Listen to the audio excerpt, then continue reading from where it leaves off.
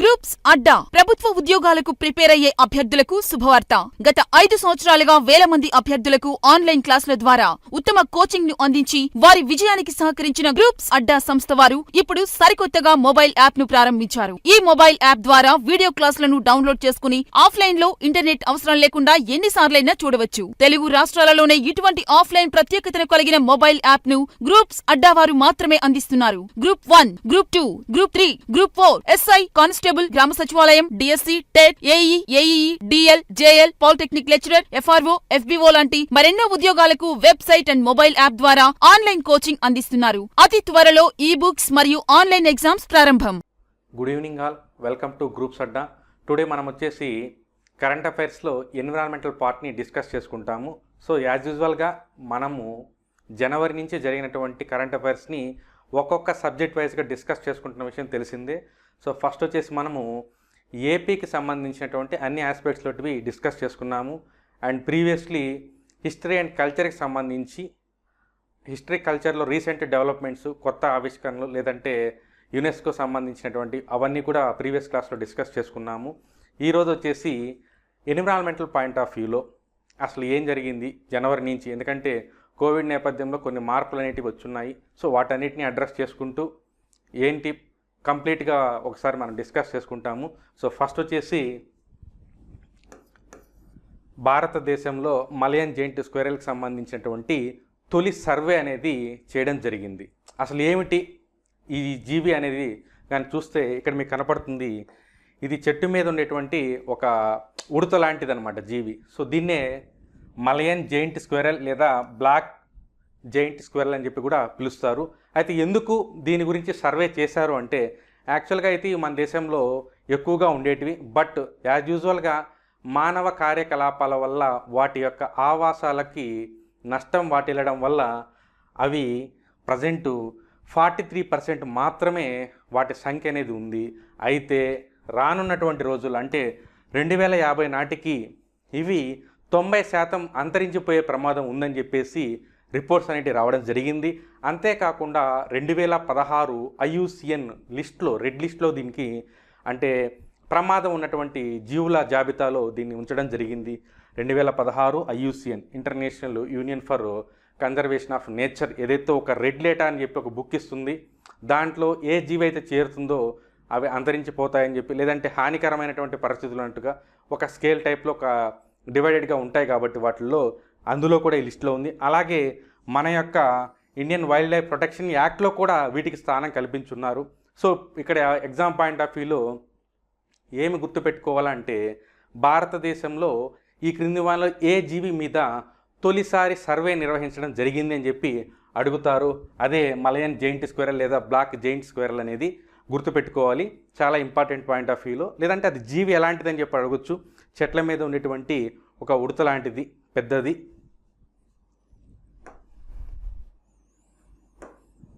Next second వచ్చేసి ఫిలిపిత్ tiger రిజర్వ్కు awards రావడం జరిగింది. అసలు ఎందుకు ఏమిటి అనే దాని గురించి డిస్కస్ చేసుకుంటే, మనందరికీ తెలిసిందే 1972 మనకి వన్యప్రాణి సంరక్షణ చట్టం అనేది రావడం జరిగింది. అండ్ నెక్స్ట్ ఇయర్లోనే 1973లో ఈ టైగర్ రిజర్వ్, దాని తర్వాత ఏనుగులు, తర్వాత మొసళ్ళు ఇలా వరుసగా రావడం జరిగింది.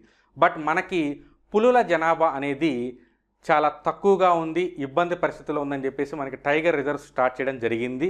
సో అందులో భాగంగా ఒక 10 years స్పాన్ తీసుకుంటే ఆ పార్కులో ఉన్నటువంటి మొత్తం పులులకి రెట్టింపుగా ఎవరైతే పెంచుతారో లేదంటే సంరక్షించుకుంటారో వారికి అవార్డులు ఇవ్వడం జరిగింది. అందులో భాగంగా ఫిలిపిత్ టైగర్ రిజర్వ్ ఉత్తరప్రదేశ్లో ఉంది.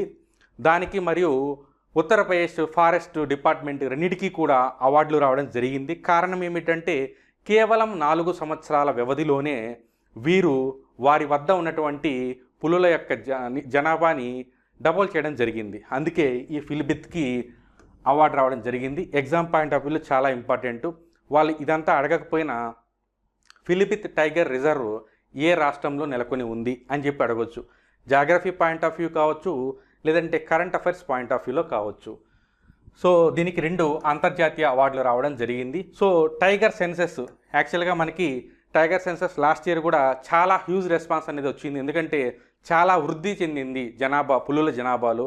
అంతేకాకుండా గ్లోబల్ టైగర్ డే జూలై 29న మనము గ్లోబల్ టైగర్ డేని జరుపుకుంటాము. సో ఎగ్జామ్ పాయింట్ ఆఫ్ వ్యూలో ఏదో ఒక డేని ఖచ్చితంగా అడుగుతూ ఉన్నాడు. సో అందుకని చెప్పేసి ఈ పాయింట్ గుర్తుపెట్టుకోండి.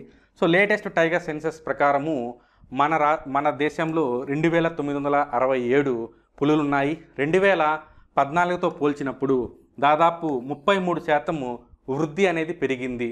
జనరల్గా అయితే ఒక 6% ఎవ్రీ ఇయర్ గ్రోత్ అనేది ఉంది. బట్ 2014తో కంపేర్ చేసినప్పుడు మనకి 33% గ్రోత్ అంటే చాలా గొప్ప విషయంగా చెప్తున్నారు. అయితే అధికంగా పులులు ఉన్నటువంటి రాష్ట్రాలని కనుక మనం తీసుకుంటే మధ్యప్రదేశ్ ఫస్ట్ ప్లేస్లో ఉంది, తర్వాత కర్ణాటక సెకండ్ ప్లేస్లో ఉంది, ఉత్తరాఖండ్ థర్డ్ ప్లేస్లో ఉంది. చాలా ఇంపార్టెంట్, ఎందుకంటే పులుల జనాభా పరంగా రాష్ట్రాలను అడగొచ్చు, లేదంటే ఈ రిసోర్సెస్ పరంగా ఈ ఫిలిపిత్కి అంతర్జాతీయ అవార్డ్స్ వచ్చాయి కాబట్టి ఆ పాయింట్ ఆఫ్ వ్యూలో అయినా అడగొచ్చు. సో ఈ రెండు పాయింట్ ఆఫ్ వ్యూలో మీరు స్టాక్ని కూడా కొంచెము గ్యాదర్ చేయాలి. అంటే 1972 వన్యప్రాణి చట్టం ఏ విధంగా అయితే వచ్చిందో దాని తర్వాత కాన్సిక్వెన్సెస్ టైగర్ పరంగా కావచ్చు, క్రొకడైల్ పరంగా కావచ్చు, లేదంటే ఈ ఏనుగులు మానవుల మధ్య ఘర్షణ ఇవన్నీ కూడా జరిగాయి రీసెంట్గా. దానికి సంబంధించి కూడా ఒకసారి టచ్ చేయండి జాగ్రఫీ పాయింట్ ఆఫ్ వ్యూలో ఇది. దీని తర్వాత వచ్చేసి థర్డ్ది India climate change knowledge portal. అంటే ఈ పోర్టల్లో నథింగ్ బట్ ఏం లేదు, భారతదేశము వాతావరణ మార్పుల దృష్ట్యా ఎలాంటి చర్యలు తీసుకుంటుంది. ఫర్ ఎగ్జాంపుల్ ఏదైనా ఒక విపత్తుకు సంబంధించి, లేదంటే రీసెంట్గా ఏదైనా ఒక తుఫాను తీసుకున్నాము, దానికి ఎలాంటి మెజర్స్ తీసుకునింది, తక్షణ ఉపసంహరణ చర్యలు ఏవైతే ఉన్నాయో వాటి గురించి డేటా అనేది ఈ పోర్టల్లో ఉంటుంది. అంతేకాకుండా వివిధ వాతావరణ కార్యక్రమాల గురించి ఇచ్చేటువంటి సమాచారానికి సంబంధించి ఇదొక నోడల్ పోర్టల్గా ఉంటుంది. అంటే కంప్లీట్ ఇన్ఫర్మేషన్ అథెంటిక్గా ఈ పోర్టల్లో ఉంటుంది. అంతేకాకుండా రీసెంట్గా మనము ఈ ప్యారిస్ ఒప్పందం కావచ్చు, లేదంటే తర్వాత జరుగుతున్నటువంటి కాపు, వీటన్నిటిలో కూడా కొన్ని మెజర్స్ తీసుకుంటాం. మేము ఇది చేస్తున్నాము, అది చేస్తాము, లేదంటే పలానా టయానికి శిలాజ ఇంధనాలని ఇంత తగ్గిస్తాము, కార్బన్ ఫుట్ ప్రింట్ని పెంచుకుంటాం, ఇట్లా చెప్తుంటాం. కాబట్టి వాటన్నిటికీ కూడా ఏ సమావేశంలో మనము ఎంత మెజర్స్ పెట్టుకొని ఉన్నాము, ఎంత రీచ్ అయ్యాము, ఇవన్నీ కూడా ఈ పోర్టల్లో ఆవిష్కరిస్తారు. ఈ పోర్టల్ని రీసెంట్గా India climate change knowledge portal అని చెప్పేసి కేంద్ర అటవీ పర్యావరణ శాఖ మంత్రి దీన్ని స్టార్ట్ చేయడం జరిగింది. సో అది చాలా చాలా ఇంపార్టెంట్. దీని తర్వాత ఇందాక చెప్పాను కదా మెజర్స్ అని చెప్పేసి, ఈ మెజర్స్ ఖచ్చితంగా రేపు రాబోయే ఏదో ఒక ఎగ్జామ్లో కన్ఫామ్గా ఈ మూడిట్లోంచి ఒక బిట్ ఖచ్చితంగా అడిగి తీరుతాడు. కావాలంటే మీరే చూడండి. ద ఫస్ట్ పాయింట్ ఏంటంటే 2030 నాటికి జీడిపి యొక్క ఉద్గార తీవ్రతని మూడింట ఒక వంతుని తగ్గించాలని చెప్పడం జరిగింది. అంటే 2030 నాటికి మన ఎకానమీ పర్సంటేజు వాటన్నిటిని క్యాలిక్యులేట్ చేసుకున్నప్పుడు ఎవ్రీ ఇయర్ ఎంత రిలీజ్ అవుతుందనేది కన్ఫామ్గా తెలుస్తుంది. సో 2030కి ప్రజెంట్ ఉన్న దాంతో 1/3ని వీళ్ళు ఉద్గారాలను తగ్గిస్తామని చెప్పడం జరిగింది. దీన్నే జాతీయ నిర్దేశించిన నియమం అని చెప్తారు. అంటే మేము ఇవి అని చెప్పేసి కొన్ని పాయింట్స్ అనుకున్నాం. అందులో ప్రాథమిక పాయింట్ ఇది. దాని తర్వాత శిలాజ రహిత ఇంధనాలు, అంటే మనకి సౌరశక్తి కావచ్చు, లేకుంటే ఇంకా టైడల్ ఫోర్సెస్, ఇలా రకరకాలుగా ఉన్నాయి కదా, వాటి ద్వారా మొత్తం స్థాపిత విద్యుత్ సామర్థ్యంలో నుంచి 40% శిలాజ ఇంధన రహిత ఇంధనాన్నే మేము ఉత్పత్తి చేసుకుంటాము అని చెప్పి సెకండ్ మెజర్ని వీళ్ళు పెట్టుకోవడం జరిగింది. దాని తర్వాత థర్డ్ ఏంటంటే 2030 నాటికి చెట్ల కవర్ కోసముగా 2.5 బిలియన్ నుండి 3 బిలియన్ టన్నుల వరకు కార్బన్ డైఆక్సైడ్కి సమానమైనటువంటి కార్బన్ సింక్ని మేము తయారు చేస్తూ ఉన్నారు. కార్బన్ సింక్ నథింగ్ బట్ వస్తున్నటువంటి కార్బన్ని ఇది డైజెస్ట్ చేసుకుంటుంది, పీల్చుకొని ఆ కార్బన్ని వాతావరణంలోకి లేకుండా చేస్తుంది. అది బెస్ట్ ఎగ్జాంపుల్ ఏంటంటే అటవీ విస్తీర్ణం కానీ పెరిగిందంటే కార్బనాన్ని శోషించుకుంటుంది. తద్వారా ఏమవుతుంది, రిలీజ్ అవుతున్నటువంటి కార్బన్కి సమానంగా ఇక్కడ మనం కానీ చెట్లను పెంచినట్లయితే అది ఇక్కడికి వెళ్ళిపోతుంది. దీన్ని ఏమంటారంటే యాక్చువల్గా అయితే న్యూట్రాలిటీ అంటారనమాట, కార్బన్ న్యూట్రాలిటీ. యాక్చువల్గా ప్రజెంట్ జరుగుతున్నటువంటి ఈ కాప్ సమావేశంలో భారతదేశం తొలిసారిగా కార్బన్ న్యూట్రాలిటీ గురించి డిస్కస్ చేయడం జరిగింది.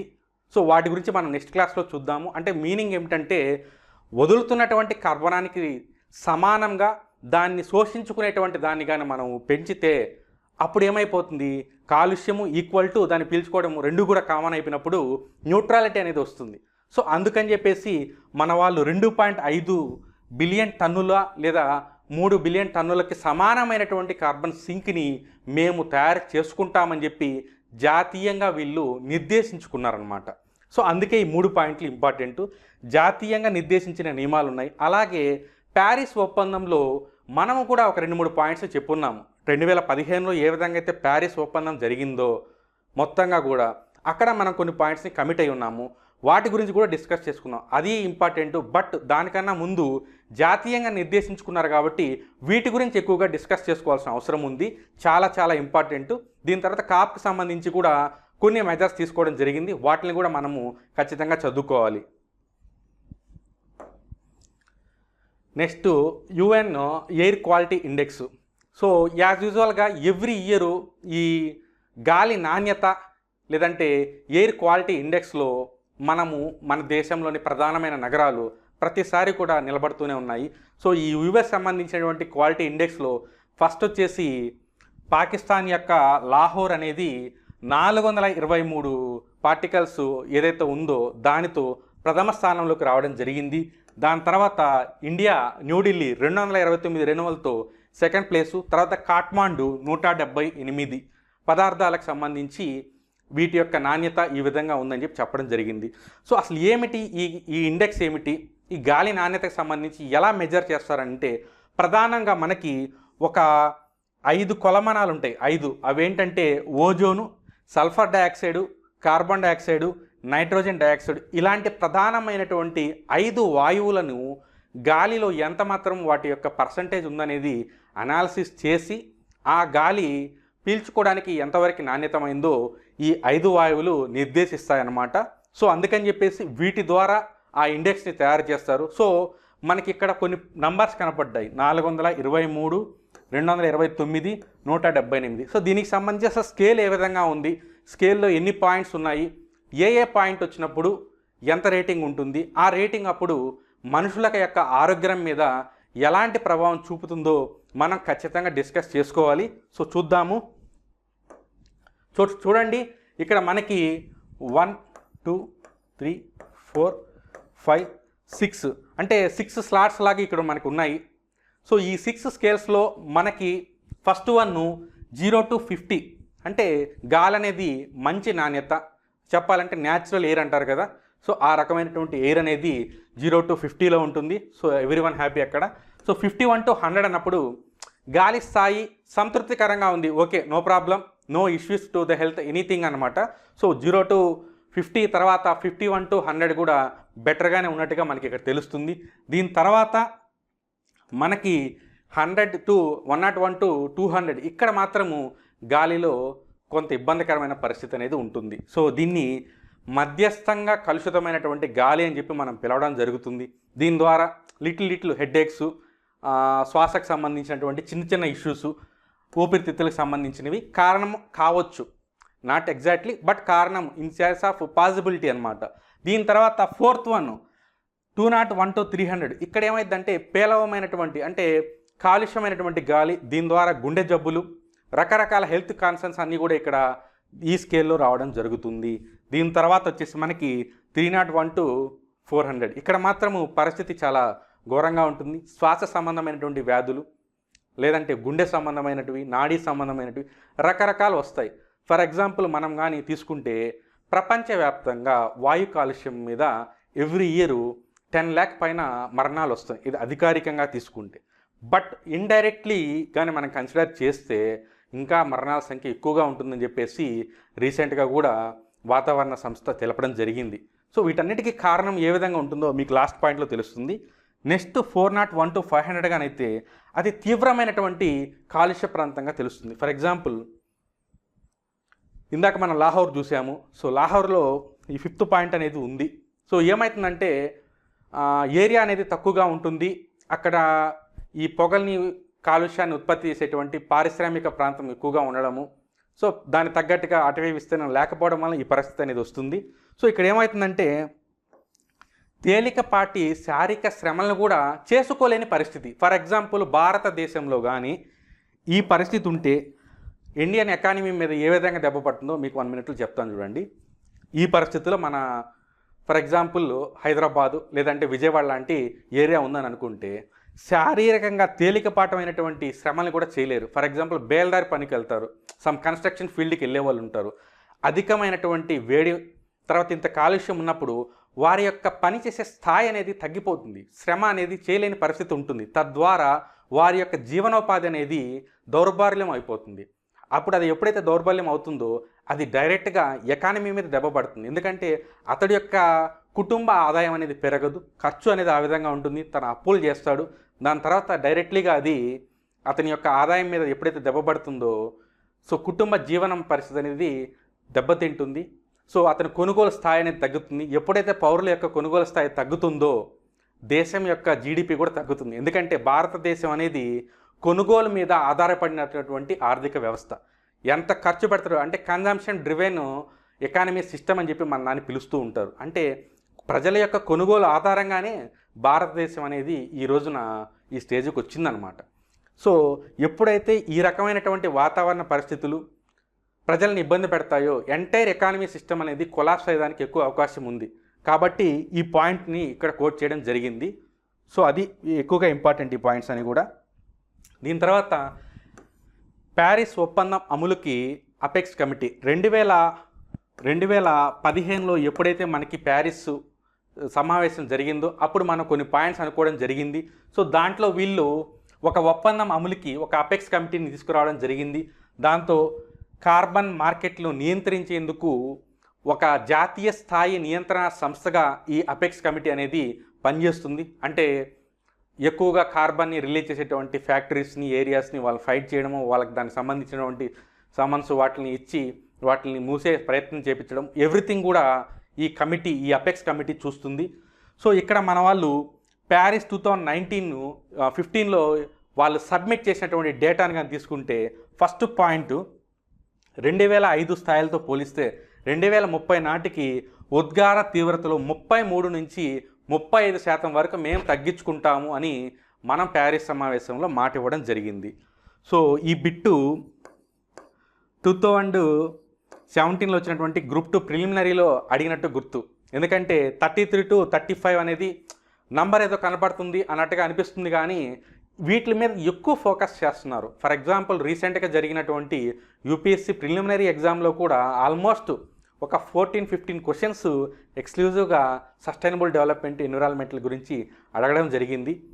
సో సెకండ్ పాయింట్ సేమ్ ఇందాక 2.5 to 3 బిలియన్ కార్బన్కి సంబంధించి, కార్బన్ డైఆక్సైడ్ ఉత్పత్తికి సంబంధించి కార్బన్ సింక్ని మేము తయారు చేస్తామని చెప్పడము. అలాగే శిలాజ ఇంధన రహిత విద్యుత్ని 40% వరకు మేము మొత్తం విద్యుత్ స్థాపిత సామర్థ్యంలో మేము నెలకొల్పుకుంటామని చెప్పి అక్కడ ఇవ్వడం జరిగింది. లాస్ట్ వన్ ఏంటంటే పారిశ్రామిక విప్లవం ఏదైతే ఉందో మనం అనుకుంటాము డెవలప్మెంటు, అంతకు ముందు స్థాయితో పోల్చినప్పుడు ప్రపంచ దేశాలకు సంబంధించి ప్రపంచ ఉష్ణోగ్రత సగటుని 2 degrees Celsius కంటే పెరగకుండా చూసుకుంటామని చెప్పడం జరిగింది. ఇంకా చెప్పాలంటే G20 దేశాల్లో ప్యారిస్ ఒప్పందానికి తగిన విధంగా ఒక్క భారతదేశం మాత్రమే ఇలాంటి మెజర్స్ తీసుకొని దాదాపుగా సక్సెస్ అయినంత పని కూడా చేసాం మనము. రీసెంట్గా COP26 సమావేశంలో కూడా అదే గురించి చాలామంది చెప్పడం జరిగింది. ఒక్క G20లో ఒక్క ఇండియా తప్పిస్తే ఎవరు కూడా ఆ దిశగా పనులు చేయలేదని చెప్పి చాలా వేదికల పరంగా కూడా ఇండియాని పొగడ్డం జరిగింది. ఇంకా మన వాళ్ళు చేయాల్సింది చాలా ఉంది, బట్ G20తో కంపేర్ చేసినప్పుడు మంచి పర్ఫార్మెన్స్ చేశాము. అలాగే సౌర విద్యుత్ ఉత్పత్తిలో చాలా డెవలప్మెంట్స్ జరిగాయి. ఎన్విరాన్మెంటల్ పాయింట్ ఆఫ్ వ్యూ వాటిని కూడా బాగా గుర్తుపెట్టుకోవాలి. నెక్స్ట్ E20 ఫ్యూయల్, ఇథనాల్ ఆధారితమైనటువంటి ఫ్యూయల్, దాన్నే హరిత ఇంధనం అని చెప్పి అంటారు. రీసెంట్గా మీరు కానీ గమనించి చూస్తే పెట్రోల్ మీద ఏదైతే ట్యాక్స్ ఉందో, ఎక్సైజ్ ట్యాక్స్ ఉందో దాన్ని తగ్గించడం జరిగింది కేంద్ర ప్రభుత్వం. 5 rupees on petrol and 10 rupees on diesel. దాంతో పాటుగా రీసెంట్గా నితిన్ గడ్కరీ గారు రవాణా శాఖ మంత్రి మాట్లాడుతూ రాబోయే రోజుల్లో పెట్రోల్ని 60 రూపాయలకి వచ్చే విధంగా చేస్తామన్నారు. దానికి ఎందుకు ఎలా చెప్పగలిగాడంటే ఆయన ఇదే పెట్రోల్ ఇథనాల్ మిశ్రమాన్ని ప్రోత్సహించేందుకు ఈబీపీ ప్లాన్ని 2003లో స్టార్ట్ చేయడం జరిగింది, ఇథనాల్ బ్లెండెడ్ ప్రోగ్రామ్. దీంట్లో ఏం లేదు, ఏదైతే చమురుని మనము బ్యానర్స్ ద్వారా ఉత్పత్తి చేసుకుంటామో, వాటి ద్వారా శుద్ధి చేసుకుంటామో, చమురు శుద్ధి ద్వారా, అప్పుడు వచ్చేటువంటి ఈ ఆయిల్కి కొంత మిశ్రమాన్ని కలుపుకుంటారు, ఇథనాల్ని. జనరల్గా అయితే భారతదేశంలో 10% ఇథనాల్ని మనము యూజ్ చేసుకోవచ్చు, బ్లెండ్ చేసుకోవచ్చు.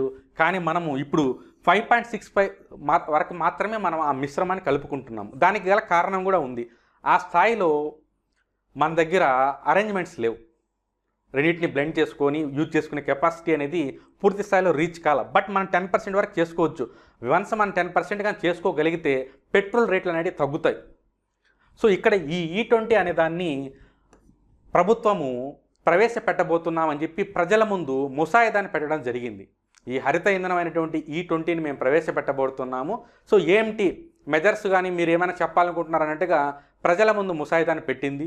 సో దాంట్లో భాగంగా ఈ ఇథనాల్ ఆధారిత మార్కెట్ ఏదైతే ఉందో దాన్ని 2 లక్షల కోట్ల వరకు తీసుకెళ్లాలని చెప్పేసి భారత ప్రభుత్వము నిర్దేశించుకొని ఉంది. సో యాజ్ ఆఫ్ నౌ అయితే కేవలం 22,000 కోట్లు మాత్రమే మనకి ఇథనాల్ ద్వారా ఆ ఆధారితమైనటువంటి మార్కెట్ వ్యవస్థ అనేది ఉంది. దాన్ని 2 lakhs దాకా తీసుకెళ్లాలని అంటున్నారు. వన్స్ మనం కానీ 10% కానీ రీచ్ అయ్యగలిగామంటే మాత్రము మంచి మార్కెట్ అనేది ఎస్టాబ్లిష్ అవుతుంది. దాంతోపాటుగా ఈ శిలాజ ఏదైతే ఉద్గారాలు ఉన్నాయో అవి తగ్గిపోతాయి.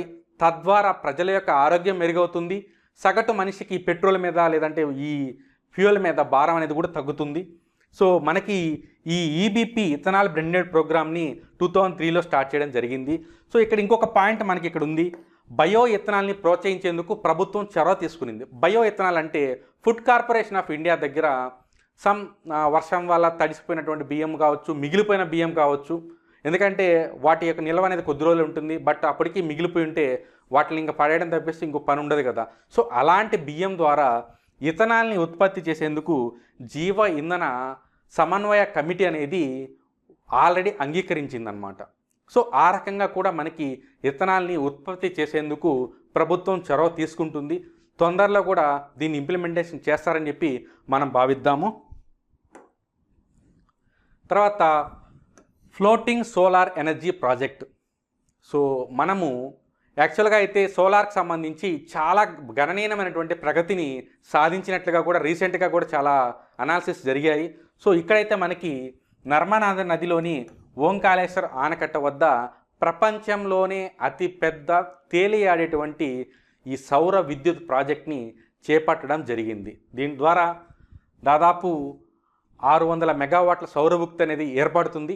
బట్ ఇక్కడ మెయిన్ పాయింట్ ఏంటంటే ప్రపంచంలోనే అతిపెద్ద తేలియాడేటువంటి సౌర ప్రాజెక్టు ఎక్కడ నిర్మాణం అవుతుంది, ఏ నది మీద అన్నప్పుడు మీరు ఈ పాయింట్స్ని కోట్ చేసుకుంటే సరిపోతుంది.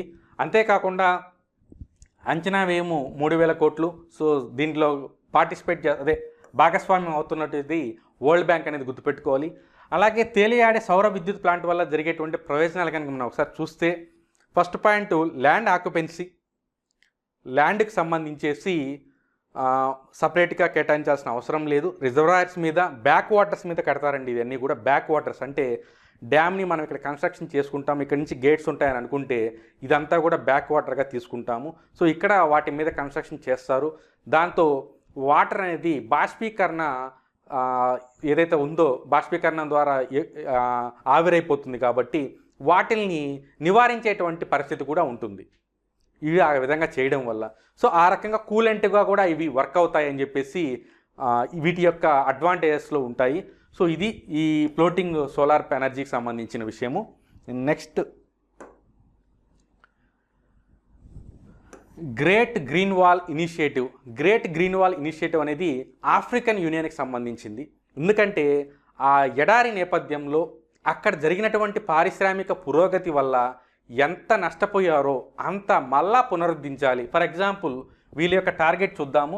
2030 నాటికి 100 మిలియన్ హెక్టార్ల క్షీణించిన భూమిని పునరుద్ధరించాలి. 100 మిలియన్ హెక్టార్ల క్షీణించిన భూమి అంటే ఆల్రెడీ ఉన్నింది, బట్ మానవుల యొక్క కార్యకలాపాల వల్ల క్షీణించిపోయింది.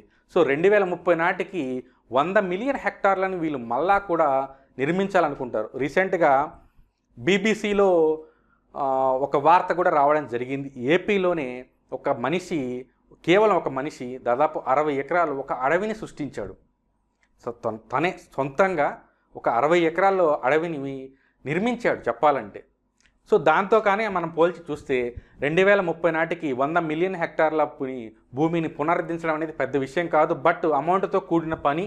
సో దానికోసంగా వీళ్ళు 800 కిలోమీటర్ల పొడవు కలిగినటువంటి 15 కిలోమీటర్ల వెడల్పు కలిగినటువంటి మొజాయిక్ చెట్లు, వృక్ష సంపదని వాటన్నిటిని కూడా పెంచే ప్రయత్నం చేస్తున్నారు. ఇది ఆఫ్రికన్ యూనియన్లో భాగంగా వాళ్ళు చేస్తారు. ఎట్లయితే యూరోపియన్ యూనియన్ ఉందో అట్లా ఆఫ్రికన్ యూనియన్ను దీనికోసంగా ఏర్పడడం జరిగింది.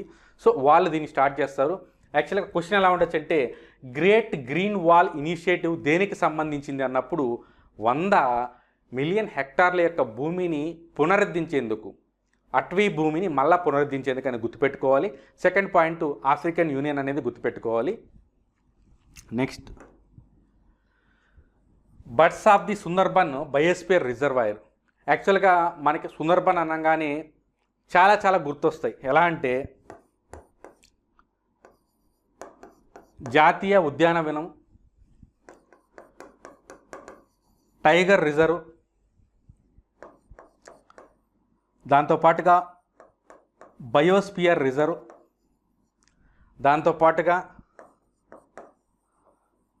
రంసర్ కన్వెన్షన్, ఇవన్నీ కూడా మనకి సుందర్బన్గా కనపడతాయి. So geological survey of India వాళ్ళు సుందర్బన్లో ఉన్నటువంటి వృక్ష సంపద గురించి మొత్తంగా కూడా 428 జాతులు ఈ ప్రాంతంలో ఉన్నాయని, యాక్చువల్గా మన దేశంలో సుందర్బన్స్ గంగా, బ్రహ్మపుత్ర, మేఘన నదుల వద్ద ఏర్పడినటువంటి అటవీ ప్రాంతాన్ని మనము సుందర్బన్ అని అంటాము. సో గంగా, బ్రహ్మపుత్ర, మేఘనాకు సంబంధించిన బెల్ట్ని మనం అంటాము. సో ఇక్కడ ఆల్మోస్ట్ 428 పక్షు జాతులు ఉన్నాయని చెప్పడం జరిగింది. సో ఇక్కడే మనకి ఈ సుందర్బన్స్లోనే దాదాపు 4 రకాల జాగ్రఫికల్గా ఉన్నటువంటి పాయింట్స్ అనేటివి ఉన్నాయనేది, అంటే దీని ద్వారా మనం అర్థం చేసుకోవచ్చు సుందర్బన్స్ అనేటివి ఎంత ఇంపార్టెంట్ అనేది. Next, very important expected point కూడా, గ్రీన్ ట్యాక్స్. ఏమిటి అసలు ఈ గ్రీన్ ట్యాక్స్? సో గ్రీన్ ట్యాక్స్ని సింపుల్గా చెప్పాలంటే, కాలుష్యానికి కారణమైనటువంటి వాహనాలను ఎవరైతే నడుపుతున్నారో నేరుగా వాళ్ళ మీద ట్యాక్స్ వేయడం. ఇంకా ఒక రకంగా చెప్పాలంటే, టైం అయిపోయి ఉంటాయి, ఇంజన్ యొక్క ఎక్స్పైరీ టైం అయిపోయినప్పటికీ కూడా నడుపుతూ ఉంటారు. చాలా చోట్ల జరుగుతూ ఉంటుంది, రెగ్యులర్గా జరిగే ప్రాసెస్ ఇది.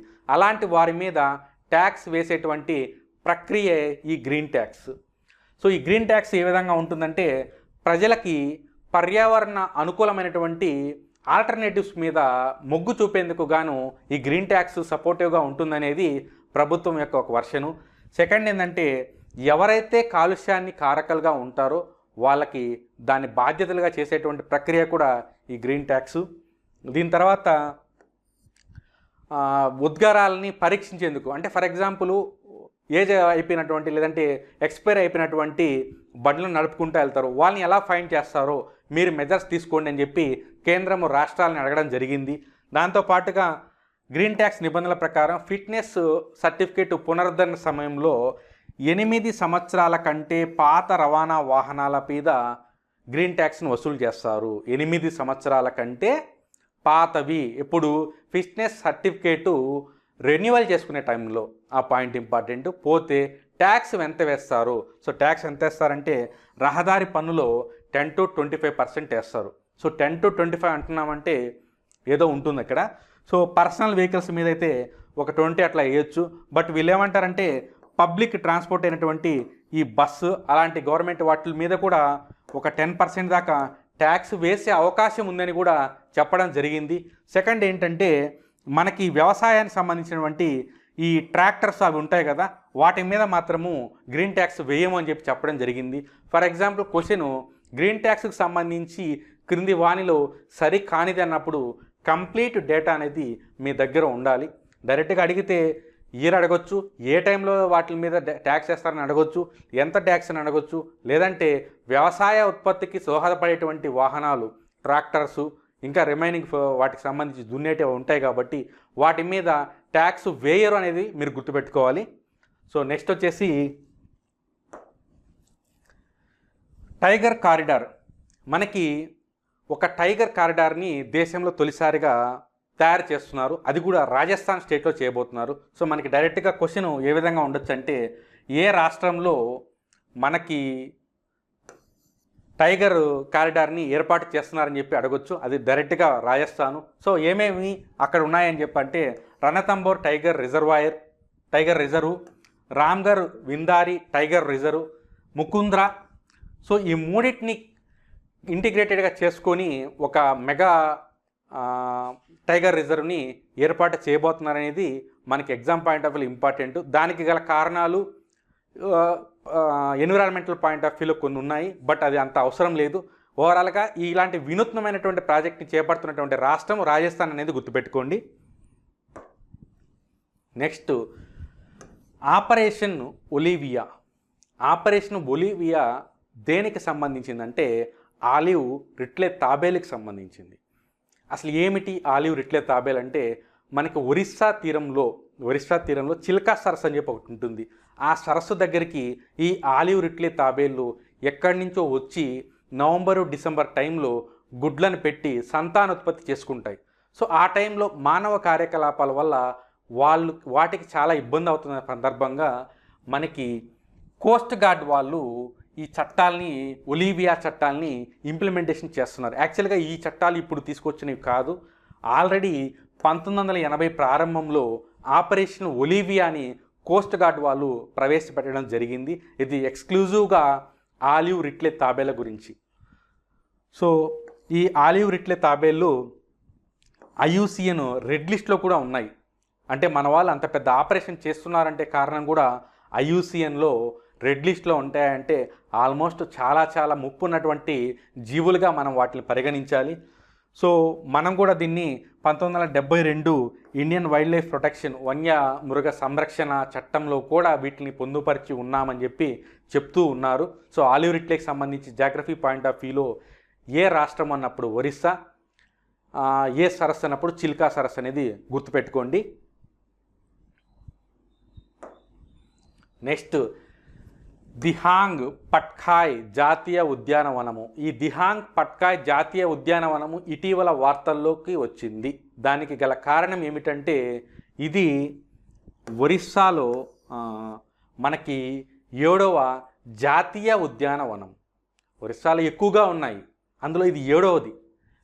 దిహాంగ్ పట్కాయ్ అనేటువంటి ఈ జాతీయ ఉద్యానవనాన్ని రీసెంట్గా ఒరిస్సా ప్రభుత్వము జాతీయ ఉద్యానవనంగా ప్రకటించింది. అయితే మనకి ఈ రాష్ట్రంలో దిహాంగ్ అనేటువంటి ఒక నది అనేది ప్రవహిస్తూ ఉంది. సో దాని పేరు మీదుగా దీనికి ఆ పేరుని పెట్టుకుంటూ వాళ్ళు ప్రకటించడం జరిగింది. అంతేకాకుండా మనకి ఇది అస్సాంకి సంబంధించింది, ఒరిస్సా కాదు, అస్సాంకి సంబంధించింది. సో అస్సాంలో వీళ్ళు దిహాంగ్ని తీసుకురావడం జరిగింది. మనకి ఆ ఏరియాలో బ్రహ్మపుత్రాకి సంబంధించి ఈ దిహాంగ్ అనేది ఒక ఉపనదిగా అట్లా వస్తూ ఉంటుంది, ఆ ఏరియాకి సంబంధించి వస్తూ ఉంది. సో అది గుర్తుపెట్టుకోండి. సో ఇక్కడే మనకి యునెస్కో వారసత్వ ప్రదేశాలు, దాని తర్వాత టైగర్ రిజర్వ్, దాని తర్వాత జాతీయ పార్కులు ఇవన్నీ కూడా ఎక్కువగా ఉన్నాయి. అంటే ఓవరాల్గా కూడా అస్సాంలో ఉన్నటువంటి ఈ ఖజీరంగా నేషనల్ పార్కు అన్నిటి రకంగా ప్రసిద్ధి చెందింది. సంరక్షణ పరంగా కావచ్చు, లేదంటే ప్రతి సంవత్సరము వరదకి ముంపుకి గురయ్యేటువంటి ప్రాంతంగా కావచ్చు, ఏ రకంగా చూసినా కానీ మనకి అస్సాంలో ఉన్నటువంటి ఇలాంటి ప్లేసెస్, నేషనల్ జాతీయ పార్కులు కావచ్చు, టైగర్ రిజర్వ్స్ కావచ్చు, బయోస్పియర్ రిజర్వ్స్ కావచ్చు, ఇవన్నీ కూడా అస్సాంలో ఉన్నాయి. సో ఎగ్జామ్ పాయింట్ ఆఫ్ వ్యూలో అత్యధిక జాతీయ పార్కులు కలిగినది, లేదంటే రీసెంట్గా 7వ జాతీయ పార్క్ని ఏర్పాటు చేసినటువంటి రాష్ట్రం పరంగా కావచ్చు, ఏదైనా కానీ అడిగారంటే అదే. లేదంటే మనకి కొత్తగా ఏర్పడినటువంటి దిహాంగ్ పట్కాయ్ జాతీయ ఉద్యానవనంలో వేటిని సంరక్షిస్తున్నారని చెప్పి అడిగినప్పుడు మనము ఏనుగులు అని చెప్పి గుర్తుపెట్టుకోవాలి. సో అస్సాం పాయింట్ ఆఫ్ వ్యూలో వాళ్ళు ఎక్కువగా ఈ జాగ్రఫికల్కి సంబంధించి ఇలాంటి సంరక్షణ కేంద్రాలని ఎక్కువగా చేస్తున్నారనేది గుర్తుపెట్టుకోవాలి. నెక్స్ట్ భారతదేశంలో 14 టైగర్ రిజర్వ్కి గ్లోబల్ కన్జర్వేషన్ స్టాండర్డ్స్ని ఇవ్వడం జరిగింది. ఇది నథింగ్ బట్ ఏం లేదు, సంరక్షిస్తాం కదా మనం, ఎట్లాగైతే టైగర్ రిజర్వ్స్ ద్వారా వాటిని కొంత ఏరియాని వాళ్ళకి వదిలేసి, జంతువులకు వదిలేసి అక్కడ వాటిని స్వేచ్ఛగా సంచరించేలాగా చూస్తూ మానవ కార్యకలాపాలు నిషేధించి ఎటువంటి మానవ కార్యకలాపాలు అక్కడ ప్రవేశపెట్టరు, ఎవరికి కూడా అలౌ ఉండదు. అలాంటి కొన్ని మెజర్స్ తీసుకొని మనము వాటిని సంరక్షిస్తాం కదా.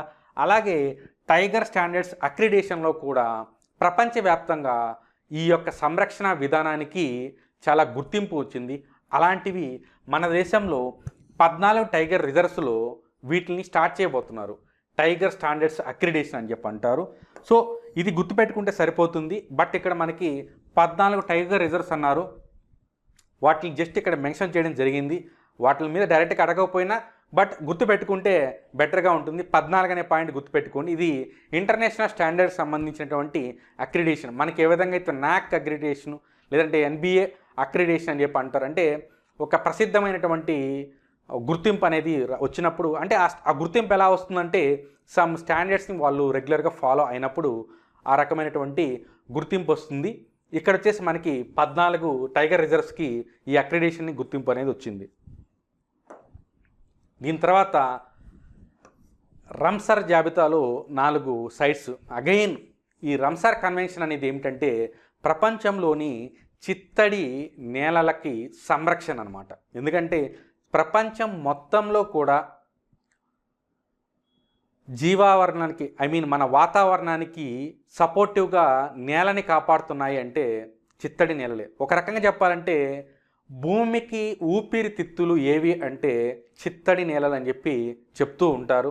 అలాంటి చిత్తడి నేలలు ఏవైతే ఉనికిని కోల్పోయి లేదంటే ఎక్కువగా అంతరించే స్టేజ్కి వెళ్తాయో వాటిని రంసార్ కన్వెన్షన్లో భాగంగా వాటిని చేర్చి సంరక్షిస్తూ ఉంటారు. సో మనకి ఆల్రెడీ 42 ఉన్నాయి. ఇప్పుడు కొత్తగా 4 వచ్చాయి. మొత్తం కలిపి 46 సైట్లు రావడం జరిగింది. రీసెంట్గా మొత్తం రంసర్లో ఉన్నటువంటి సైట్స్ యొక్క విస్తీర్ణం అడగడం జరిగింది.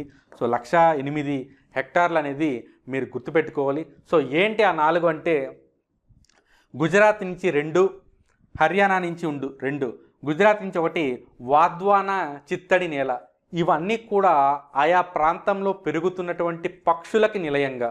ఫర్ ఎగ్జాంపుల్ ఈ వాద్వానా చిత్తడి నేలను కానీ తీసుకుంటే అక్కడ ఉన్నటువంటి కొన్ని రకాల రాబందులకి ఇది నివాస స్థలంగా ఉంది.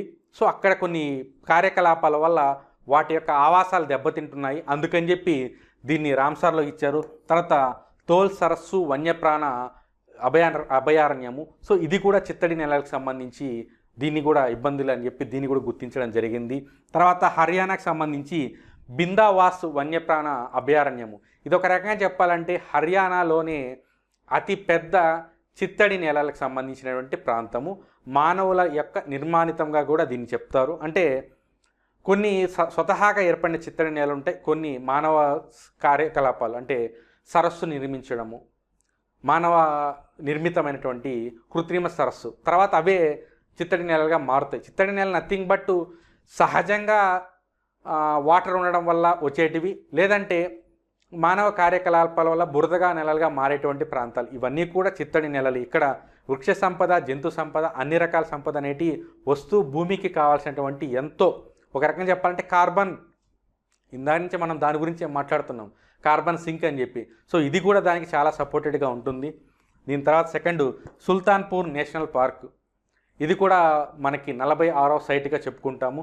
ఓవరాల్గా మనకి రామ్సర్కి సంబంధించి 46 సైట్స్ అనేటివి ఉన్నాయి. సో ప్రతిదీ కూడా IUCN తీసుకున్నా, రామ్సార్ తీసుకున్నా, మీకు రెగ్యులర్గా ఈ బిట్ రాగానే దాని యొక్క ఫ్లాష్ బ్యాక్కి మీరు వెళ్ళి ఎందుకు వచ్చింది, ఎక్కడొచ్చింది, దాని ప్రాంతము, దాని కేంద్రం, ఇవన్నీ కూడా రెఫర్ చేయాల్సిన అవసరం ఉంది. సో ఇది ఈ రోజుకి సంబంధించి ఎన్విరాన్మెంటల్ పాయింట్ ఆఫ్ వ్యూలో మనం డిస్కస్ చేసుకున్నటువంటి పాయింట్స్. రిమైనింగ్ COP26 తర్వాత మనం తీసుకున్న మెజర్స్, రీసెంట్గా మన ప్రధానమంత్రి గారు కూడా కొన్నిటిని అడ్రస్ చేయడం జరిగింది. సో వాటన్నిటినీ కూడా మనము నెక్స్ట్ ఫర్దర్ క్లాసెస్లో డిస్కస్ చేసుకుంటాము. So thank you.